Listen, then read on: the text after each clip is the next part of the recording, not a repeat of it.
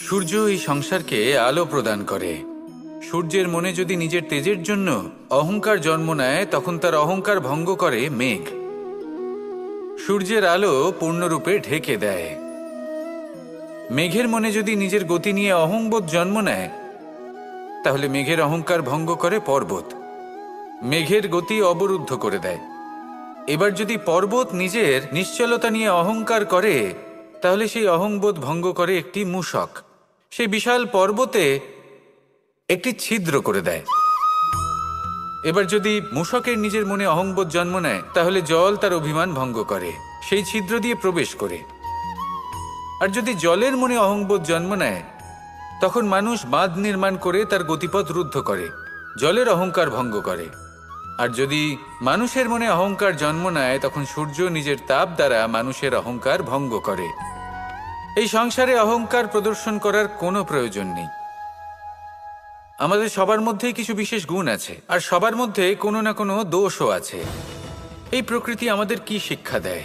কেউ একে অপরের সাথে লড়াই করে না, একে অপরের জন্য বাধা সৃষ্টি করে না, শুধু নিজের কর্ম করে। সূর্য নিজের প্রকাশ দ্বারা বনস্পতি এবং গাছপালাকে জন্ম দেয়। মেঘ বর্ষা সৃষ্টি করে লুপ্ত হয়ে যায়, আবার নির্মিত হয়। পর্বতের সেই নিশ্চলতা সেই বর্ষাকে একটা দিশা প্রদান করে, আর তারপরে তা ধারা হয়ে প্রবাহিত হয়ে যায়। এইসব কি? এইসব একটা সম্পর্ক, একটা চক্রের মতো। সবাই একসাথে নিজের কর্ম করে, তাই এই চক্র আবর্তিত হয়। এটা আমাদেরও করতে হবে, একসাথে মিলে কাজ করতে হবে। কারোর জন্য বাধা হয়ে উঠলে হবে না, কাউকে ছোট মনে করলে হবে না। এটাই করতে থাকুন, সবাই মিলেমিশে কর্ম করুন। প্রকৃতি আমাদের এই শিক্ষাই দেয়। আসুন আমার সাথে ভালোবেসে বলুন, রাধা রাধা। এই সংসার বলে যে কৃষ্ণ হলো মহাযোগী। কেউ বলে যে কৃষ্ণ হলো সাংখ্যযোগের প্রবর্তক, কেউ বলে ভক্তিযোগের, কেউ বলে জ্ঞান যোগের, কেউ কেউ এটা মনে করেন যে অষ্টাঙ্গ যোগের প্রভু হলাম আমি। কিন্তু এই যোগ আসলে কি?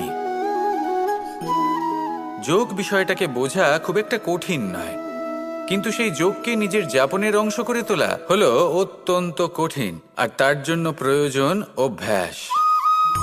যোগ শব্দটার অর্থ হলো যুক্ত করা, আর এটা আমি ছোটবেলায় শিখেছিলাম। যখন আমার মাখন খেতে ইচ্ছে করত, আর মা মাখনের সেই হাঁড়িটা ওপরে টাঙিয়ে রাখতেন, তখন আমরা ভাবতাম যে অত দূরে পৌঁছবো কি করে। তখন আমরা যোগের বিষয়ে জানতে পারলাম, আর তখন জানতে পারলাম যে সবথেকে গুরুত্বপূর্ণ যোগ আসলে কি?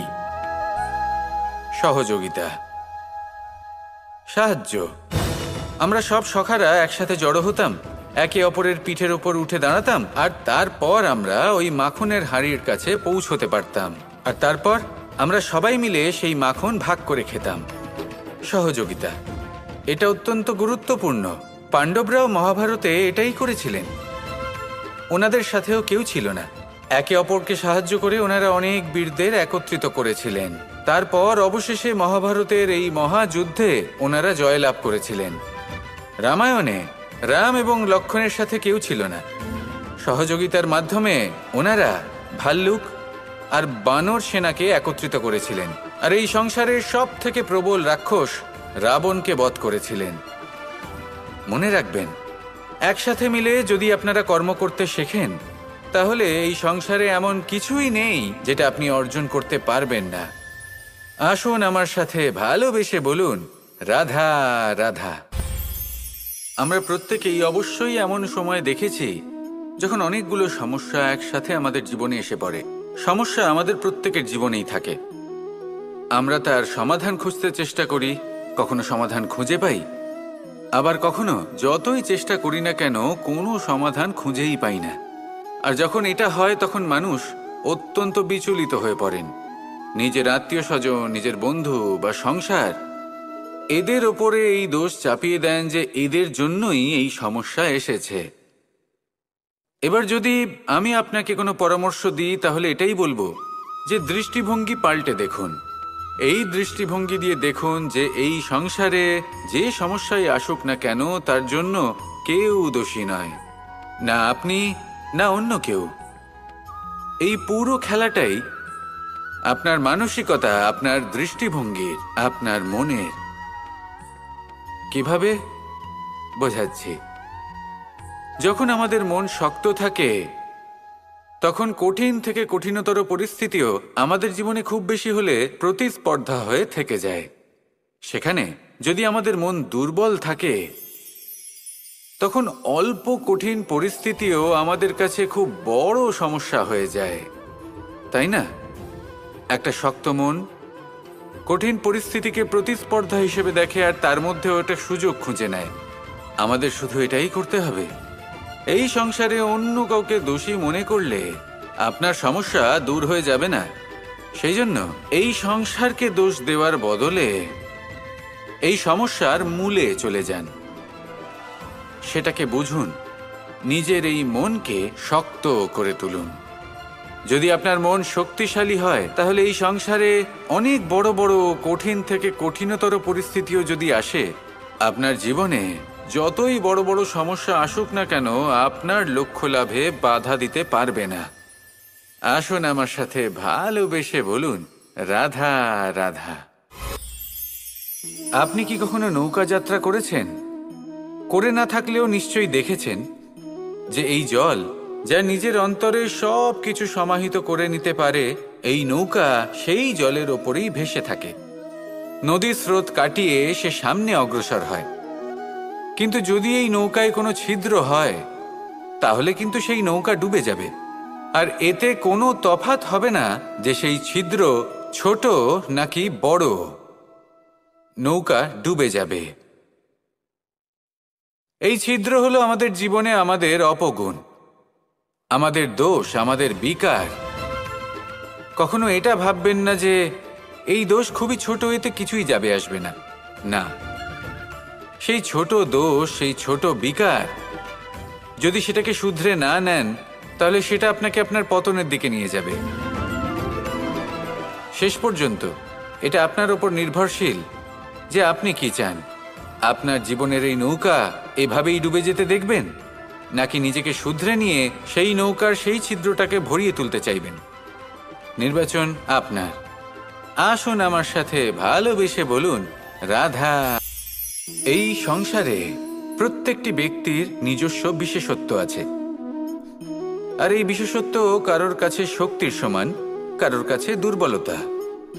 তা সে মানুষই হোক বা পশু পাখিই হোক না কেন। যেমন মাছ নিজের সমগ্র জীবন জলের মধ্যেই যাপন করতে পারে, কিন্তু সে বনের মধ্যে ছুটতে পারবে না। সেখানে সিংহকে বনের রাজা বলা হয়, কিন্তু সে তার আধিপত্য জলে স্থাপন করতে পারবে না। যদি এই সিংহ মাছকে এই প্রতিস্পর্ধা জানায় যে তুমি বনের মধ্যে এসে আমার সম্মুখীন হও, তাহলে সেটা অনুচিত হবে। সেটা মাছের দুর্বলতা নিয়ে উপহাস করার মতোই হবে।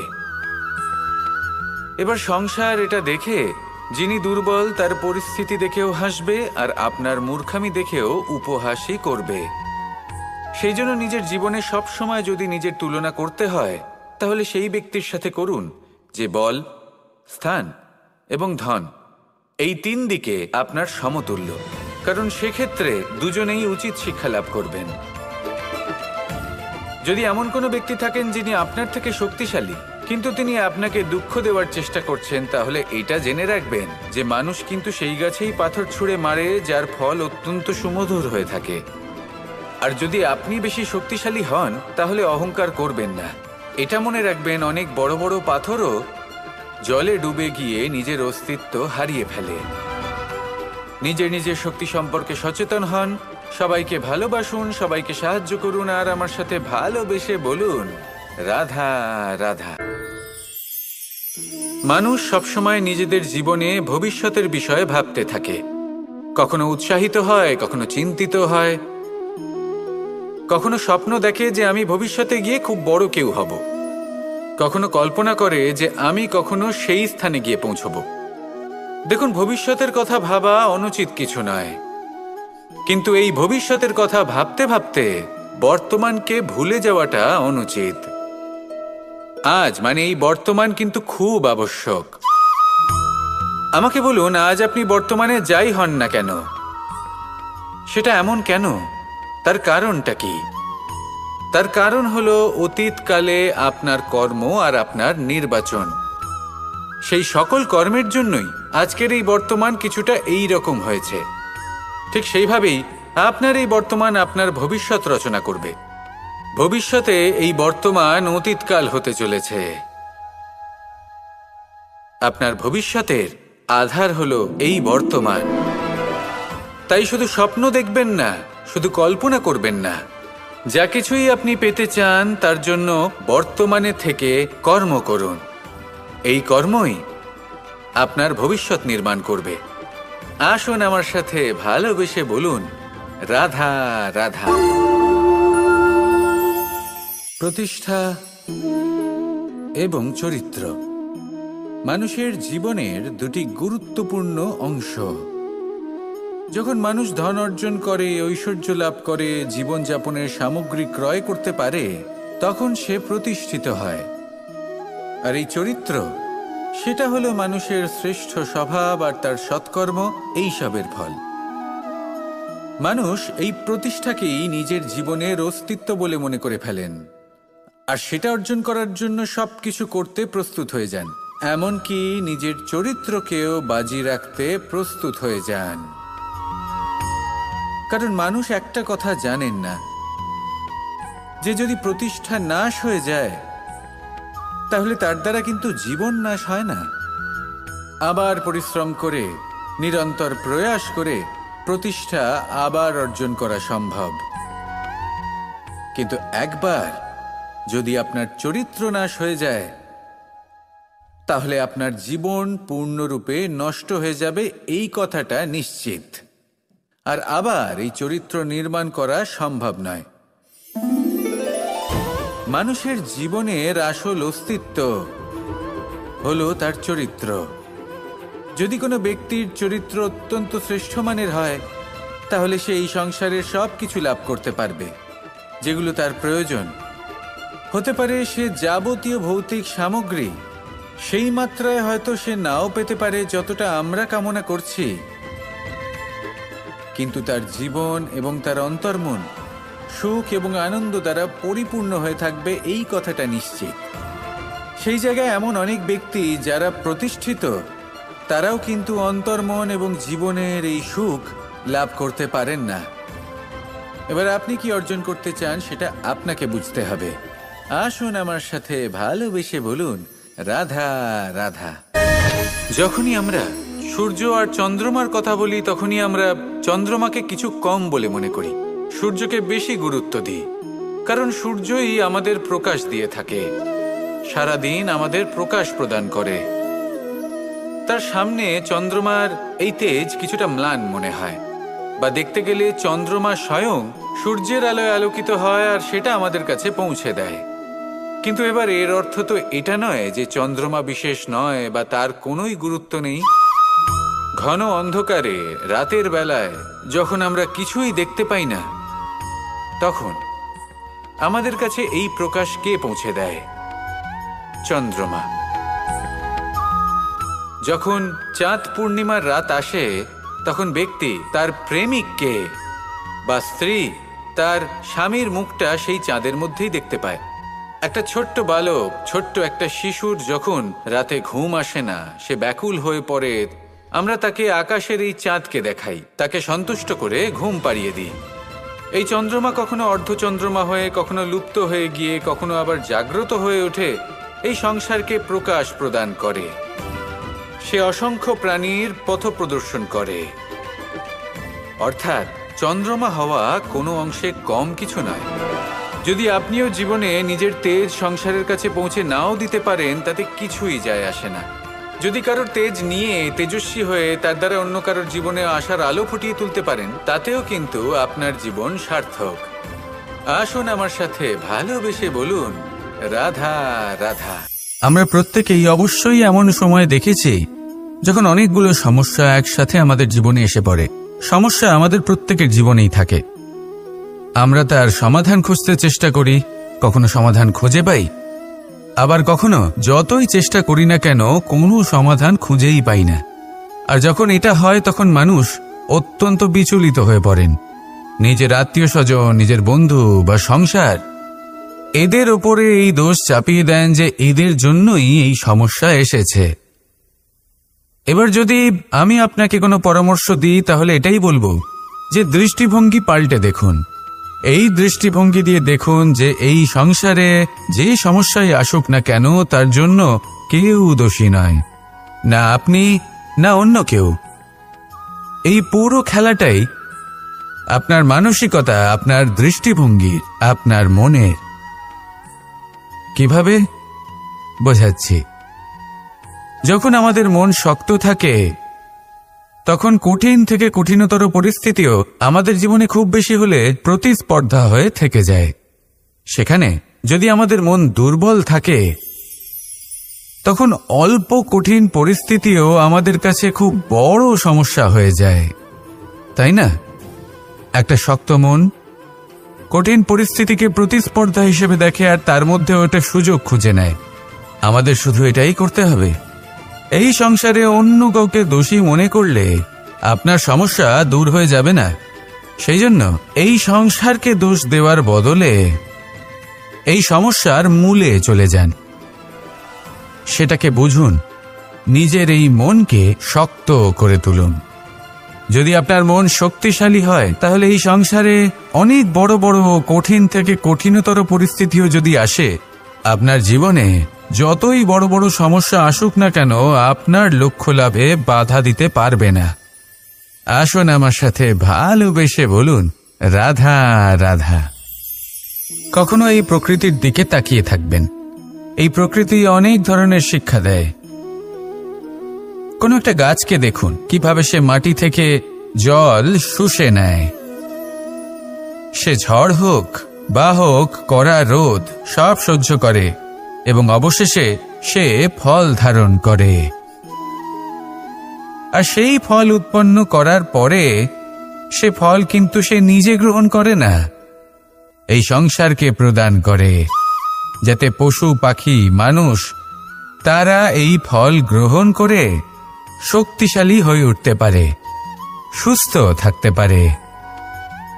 সেভাবেই নদী, সরোবর এরা নিজেরাও কিন্তু নিজেদের জল গ্রহণ করে না, মাটিকে প্রদান করে, পশু পাখিকে প্রদান করে। সূর্য নিজেও নিজের জন্য প্রজ্বলিত হয় না, সে প্রকাশ ছড়িয়ে দিতে চায় আমাদের সবার কাছে, সে আলো পৌঁছে দিতে চায়। এই প্রত্যেকের কর্মে পরমার্থ নিহিত আছে, আর সেই জন্যই এদের সকলকে পুজো করা হয়। তাই মনে রাখবেন, আপনার কাছে জীবন যাপনের অতিরিক্ত যা কিছুই আছে তা পরমার্থের জন্য। তাহলে তার সদ্ব্যবহার করুন আর আমার সাথে ভালোবেসে বলুন, রাধা রাধা। পরিবর্তন, এটা হলো সৃষ্টির অমূল্য নিয়ম। এই সংসারে সবকিছু সময়ান্তরে পরিবর্তিত হয়, এই সময়ও পরিবর্তিত হয়।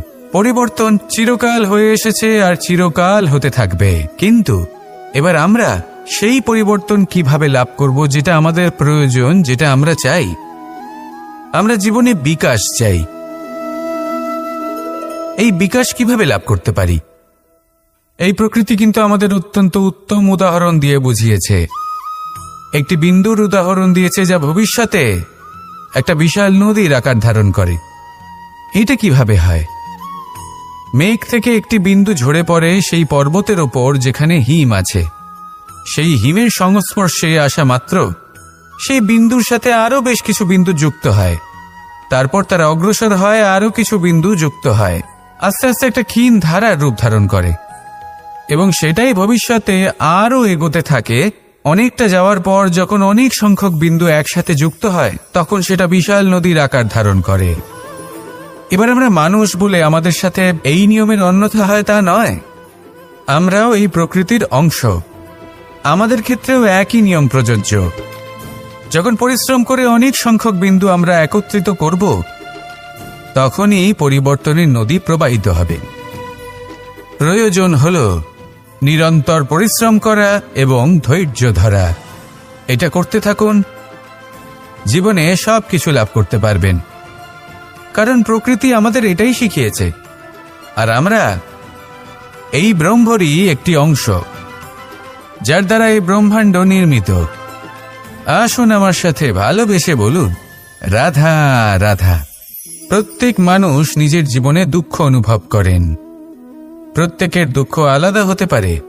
কারোর মনে এই দুঃখ থাকে যে সে তার বাবা মায়ের সব ইচ্ছে পূরণ করতে পারেননি। কেউ এটা ভেবে দুঃখ পান যে সে চিরকাল সদাচার করেছেন, সৎকর্ম করেছেন, কিন্তু তাও তাকে দুরাচারী বলে মনে করা হয়। কেউ এটা ভেবেও দুঃখ পান যে তার সামনে যে ব্যক্তি রয়েছেন তার চোখে তিনি শত্রু হয়ে উঠেছেন বা দুষ্ট হয়ে উঠেছেন, যেখানে তিনি হয়তো কোনো অনুচিত কাজই করেননি। এবার এই সমস্ত বিষয় নিয়ে ভেবে নিজের ব্যক্তিত্ব নিয়ে সন্দেহ প্রকাশ করবেন না। যদি নিজের ব্যক্তিত্ব নিয়ে কোনো সন্দেহ থেকে থাকে, তাহলে কর্ম সংক্রান্ত প্রশ্ন করুন যে আপনি যা করেছেন তাতে কি উচিত ছিল, কি অনুচিত ছিল। যেটা প্রয়োজন সেটা এটা বোঝার যে আপনার অন্তর্মন, আপনার বিবেক আপনাকে কি বলছে, আর আপনার অন্তর্মন আর আপনার বিবেক আপনাকে যেটা করতে বলবে শুধু সেটাই করুন। আর তারপরে এই সংসার কি বলবে, কি ভাববে সেসব নিয়ে ভাবতে যাবেন না, কারণ এই সংসার তো ঈশ্বরকেও প্রশ্ন করে থাকে, ঈশ্বরকেও দোষী মনে করে। কখনো কখনো যখন কোনো ঘটনা মানুষের ইচ্ছা অনুযায়ী ঘটে না, তখন মানুষ এটা বলে যে হে ঈশ্বর, আপনি আমার পাশে থাকলেন না, আপনি বড়ই কঠোর, এটা আপনার দোষ। যেখানে বেশিরভাগ সময় হয়তো সে নিজেই নিজের কর্মফল ভোগ করছে।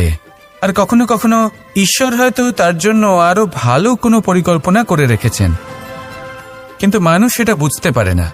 তাই দিনের শেষে যেটা প্রয়োজন সেটা হলো নিজের মনের কথা বুঝতে হবে।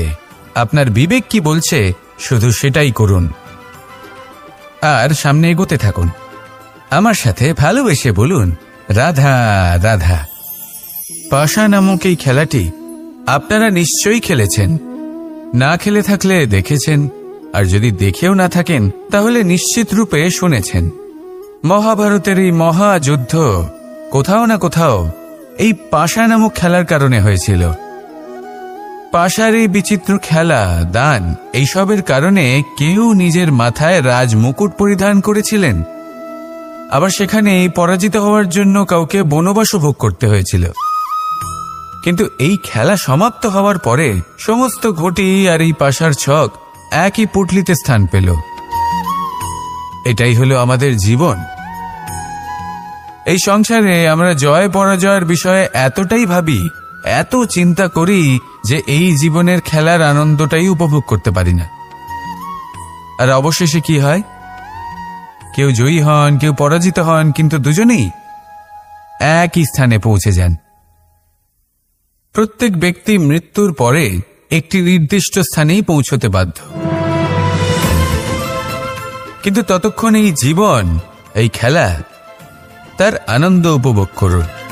এই সংসারে সেই ব্যক্তি শ্রেষ্ঠ স্থানে পৌঁছতে পেরেছেন যিনি এই সংসারকে প্রকাশ প্রদান করেছেন, যিনি কখনো জয় পরাজয় এ বিষয়ে ভাবেননি, শুধু এই জীবনের খেলার আনন্দ উপভোগ করেছেন। এটাই আপনিও করুন, আর আমার সাথে ভালোবেসে বলুন, রাধা রাধা। আমরা সকলে সামাজিক জীব। মানুষের সাথে দেখা সাক্ষাৎ করা এটা চিরকালই চলতে থাকে। আমরা কখনো কাউকে উপহার দিই, আবার কখনো কেউ আমাদের উপহার দেয়। কখনো কি এমন হয়েছে যে আপনি কাউকে একটা উপহার দিয়েছেন, কিছু সময় পরে বা কিছু মাস পরে সেই উপহারই ঘুরে ফিরে আপনার কাছেই এসেছে, অর্থাৎ সেই বস্তুটাই আপনার কাছে আবার ফিরে এলো? এরকম হয়। ছেলেবেলায় একদিন একজনের বিবাহ ছিল, তখন মা তাকে একটা উপহার দিতে চাইছিলেন, তাই তিনি একটা পোশাক বানালেন আর সেটাকে সুসজ্জিত করছিলেন। আমি দেখলাম আর জিজ্ঞেস করলাম যে মা, এই পোশাক এত সুসজ্জিত করার কি আছে? তখন মা বললেন যে কানাই, কখনো কাউকে এমনই উপহার দেবে, এমন প্রকারে দেবে যে সেটা যদি আবার ঘুরে ফিরে তোমার কাছে ফিরে আসে তাহলে যেন তোমার খারাপ না লাগে। এটাই কিন্তু হয় আমাদের ব্যবহারের সাথে, কর্মের সাথেও, এবং আমাদের কথার সাথেও তেমনই আচরণ করবেন যে আচরণ আপনি সহ্য করতে পারবেন। যদি মুখ থেকে কটু কথা বেরোতে থাকে তখন নিজেকে সংযত করে নিন। সেই শব্দই প্রয়োগ করুন যেটা আপনি তার বদলে শুনতে চাইবেন এবং আপনার দুঃখও হবে না। কারণ আপনার কর্ম এমন একটা উপহার যেটা আবার ঘুরে ফিরে ফলস্বরূপ আপনার কাছেই আসবে। সেই জন্য নিজের আচরণ শুভ করুন, নিজের মানসিকতা শুভ করুন, নিজের মুখ থেকে মধুর বাণী নিঃসৃত করুন আর এইভাবে মধুরভাবে বলুন, রাধা রাধা। এই সংসারে একটা শব্দ আছে যার বিষয়ে মানুষ অত্যাধিক চিন্তা ভাবনা করে,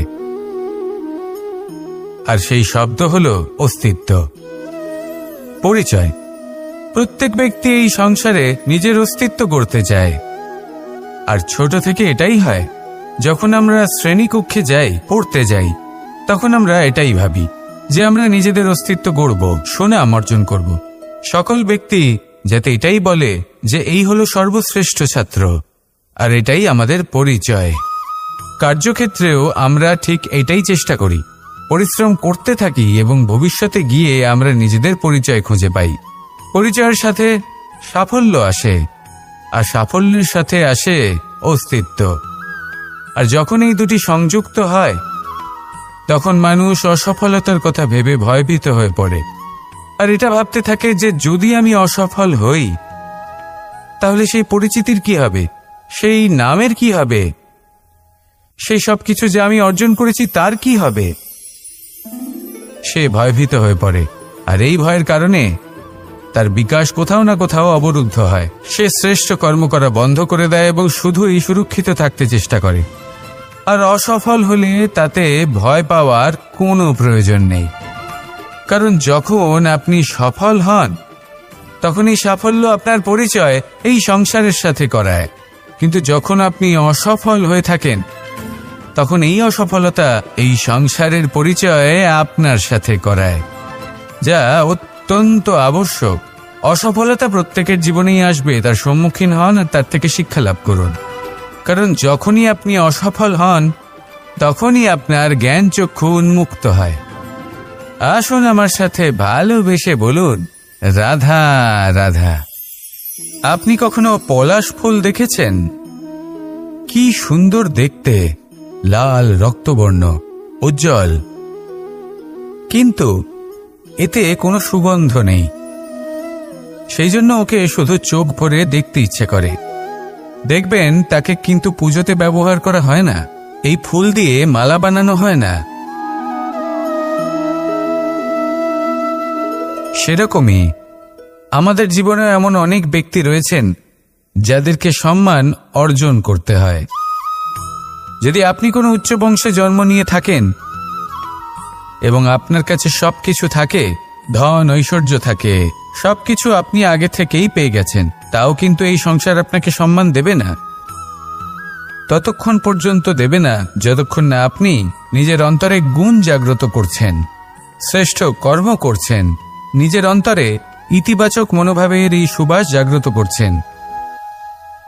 যদি এসব কিছু করেন তাহলে এই সংসার আপনাকে সম্মান দেবে। এবার এটা আপনার উপরে নির্ভরশীল যে আপনি কি পলাশ ফুলের মতো হতে চান, নাকি অন্য কোনো ফুল হয়ে উঠতে চান যার সুবাস আছে, যে নিজের সুবাস এই সারা পৃথিবীতে ছড়িয়ে দেয়। আসুন আমার সাথে ভালোবেসে বলুন, রাধা রাধা। মানুষ যখনই কোনো পর্বতারোহণ করতে শুরু করে তখন সে বারবার পড়ে যায়, বারবার উঠে দাঁড়ায়, সামনে এগোতে চেষ্টা করে, কিন্তু যদি সে দৃঢ় নিশ্চয় করে থাকে তাহলে সে অবশেষে সেই পর্বতের শিখরে পৌঁছেই যায়। চলার পথে যদি বড় কোনো পাথর চলে আসে বা পর্বতের কোনো বড় অংশ সামনে আসে তাহলে সে তার সাথে ধাক্কা খায় না, সে পথ বদলে নেয়। কিন্তু বাধা তাকে সবসময় পেতেই হয়, আর সেই বাধা সে পায় ছোট ছোট পাথরের দ্বারা। তাদের উপর পা পড়লে তার পা পিছলে যায় আর সে পড়ে যায়। এই ছোট ছোট পাথর হলো আমাদের জীবনের সেই ছোট ছোট সমস্যা, সেই ছোট ছোট ভুলগুলো যেগুলো আমরা অবজ্ঞা করতে থাকি। আমরা ভাবি এর দ্বারা কি বা ক্ষতি হবে, কিন্তু সেগুলোই অনেক সময় আমাদের অসফলতার কারণ হয়ে দাঁড়ায়। যত তাড়াতাড়ি সম্ভব এই ছোট ছোট পাথরগুলিকে জীবন থেকে তুলে ফেলে দিন। ভুল হওয়াটা স্বাভাবিক, কিন্তু তার মানে এই নয় যে বারবার সেই ভুলের পুনরাবৃত্তি ঘটবে। ভুলটা বুঝুন, সেটা স্বীকার করুন আর সেটা শুধরে নিন। যখন আপনি এটা করতে শিখবেন তখনই খুব তাড়াতাড়ি আপনি সেই শিখরে পৌঁছতে পারবেন। আর যখন পৌঁছে যাবেন তখন এই মন প্রসন্ন হয়ে বলবে, রাধা রাধা। কুরুক্ষেত্রের রণভূমিতে আপনজনদের নিজের বিরুদ্ধে দেখে তাদের মৃত্যুর বিষয়ে ভেবে অর্জুনের মন বিচলিত হয়ে পড়েছিল। এই সম্পর্কের চক্রব্যূহতে জড়িয়ে পড়ে অর্জুনের জ্ঞান নাশ হয়েছিল। তখন আমি অর্জুনকে কিছু কথা বলেছিলাম, যেই কথাগুলো আপনাদেরও জানাটা প্রয়োজনীয়।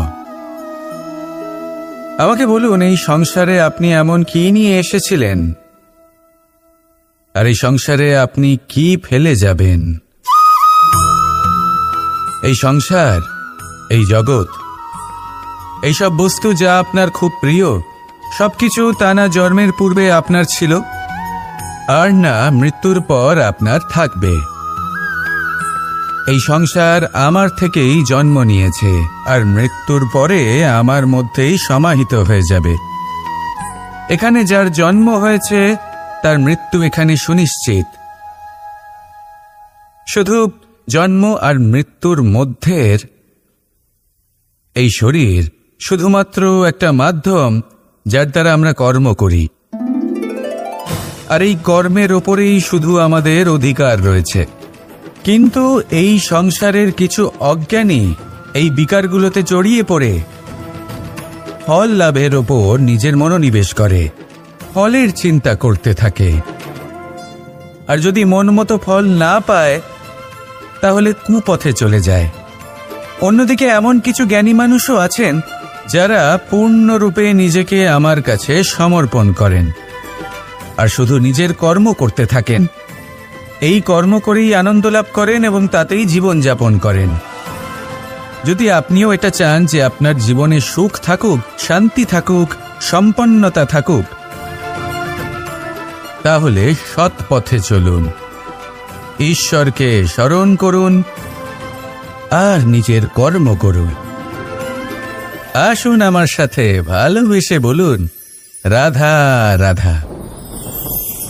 গোবর্ধন পর্বতের সাথে আমার সম্পর্ক কেমন আপনারা জানেন। অনেকদিন আগে যখন আমি ছোট ছিলাম, একদিন আমি আর বাবা গোবর্ধন পর্বতে ওঠার চেষ্টা করছিলাম। আমি ক্লান্ত হয়ে পড়লাম, আর আমি বাবাকে বললাম যে বাবা, আমাকে আর কতটা উপরে উঠতে হবে, আর ক পা যেতে হবে, আর কত উঁচুতে উঠতে হবে, আর কত সময় লাগবে। তখন বাবা হাসলেন।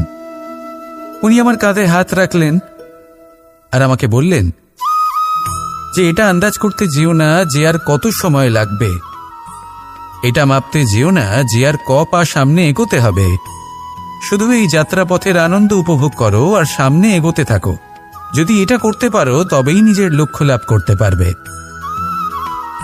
এটা কিন্তু আমাদের জীবনের সাথেও ঘটে। আমরা চিন্তিত হয়ে পড়ি যে এখনো আর কতটা সামনে এগোতে হবে, আর কতটা চেষ্টা করতে হবে, কতটা পরিশ্রম করতে হবে, আর কত সময় লাগবে নিজের লক্ষ্যে পৌঁছতে। এই চিন্তা ত্যাগ করুন, নিজের দৃষ্টিভঙ্গি পাল্টান, আর এটা ভাবুন যে আরো কত শ্রেষ্ঠ কর্ম করতে পারি সামনে এগোনোর জন্য, আর কত তীব্র গতিতে আমি সামনে এগোতে পারবো। সামনে অগ্রসর হওয়ার এই যে যাত্রা বড়ই সুন্দর, এটার আনন্দ উপভোগ করুন। বাবার এই শিক্ষার কারণে আমি গোবর্ধন পর্বত হাতে তুলতে পেরেছি। দিনের শেষে এটা আপনার উপর নির্ভর করছে যে নিজের পর্বতরূপী লক্ষ্যকে আপনি নিজের হাতের মুঠোয় ধরে রাখতে পারবেন নাকি নয়।